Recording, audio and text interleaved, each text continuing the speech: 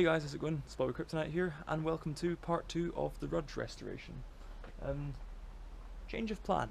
A very wise person on one of the bike forums talked me out of building this as a fixie, so long term we're going to try and source a nice set of used wheels with a Sturmey Archer set up, and we're going to build it as a 3-speed as it was intended to be, and we're also going to try and go with a blue that's closer to original. As I showed you the first time, this has been badly repainted at some point. You can see runs where someone's, I don't know, either sprayed it or brushed it, but it just looks disgusting.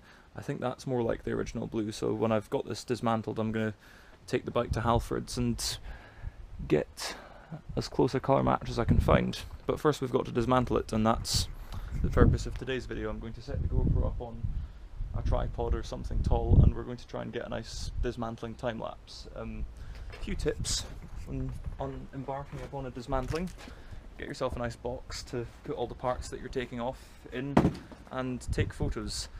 One thing I regret about the Falcon restoration is I didn't take many before pictures. I took plenty of during and after pictures, but I don't really have many pictures of the unrestored bike to show for comparison, and in the first video I didn't really do many close-ups or tours of the bike, so it's kind of been lost to the sands of time what the bike looked like before I restored it. So we're going to take plenty of photos of this.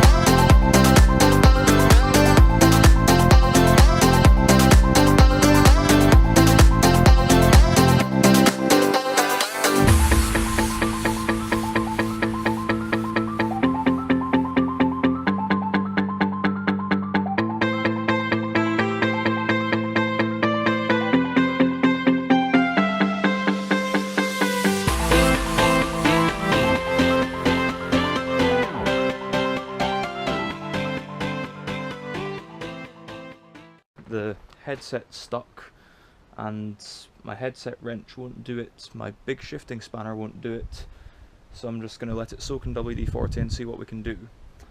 Same story for the right hand side crankset, and I think I'll do a bit of sanding and cleaning, see what we can uncover.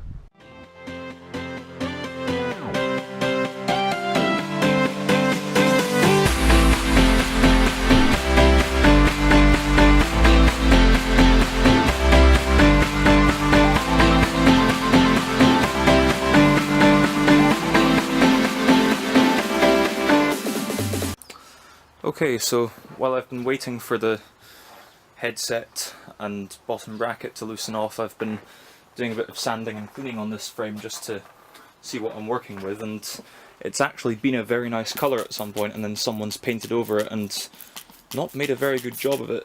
I'm just spraying it with a bit of Zoom in an old muck-off bottle. We take our rag.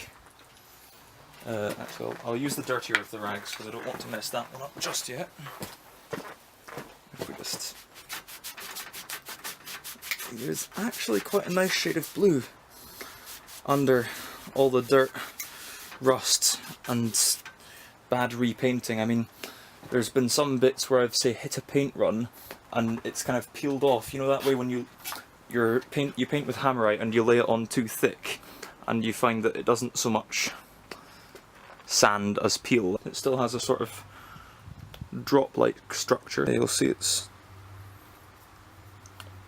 almost like it's retained its shape from when it was liquid when it went on. If I keep going at this, that's what I mean. There's, I think I might be able to uncover some more of it, yes. If I just scrape away what seems to be a primer. See, that's actually a lovely deep metallic-ish shade of blue right there, and we're kind of uncovering this all over, but it's kind of, there's some areas that are kind of where the paintwork's been chipped or damaged, that it probably wouldn't be worth trying to very painstakingly take all the top layer off and try and preserve this. I think we'd be better to try and find a nice patch of this and look for a colour match, and then bare metal it and start again from the beginning.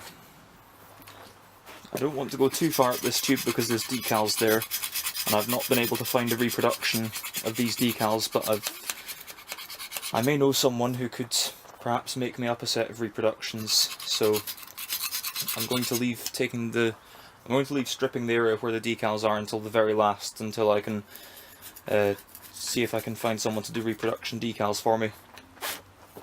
But this top coat of, I think this has actually been done not too badly, but there's some sort of top coat of spray paint that's not been lacquered because it's stripping off really easily.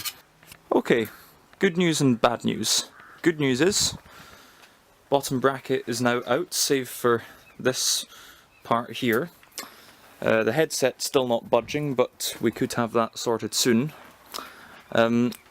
Also, found more of the original colour. I'm not sure, I'll just switch to manual focus so we can get a better look for you guys. See, it used to be that really nice blue that's there. It looks even nicer in real life, so I'm not going to do too much more sanding so that I can, like I said, take the frame to Halfords and find a colour that's close enough. The bad news: we've got a dent in the frame, and a noticeable one. There's a significant ding in that top tube there. You can see the bit where there's still paint is where there's a dent, and I couldn't quite get the sandpaper in there.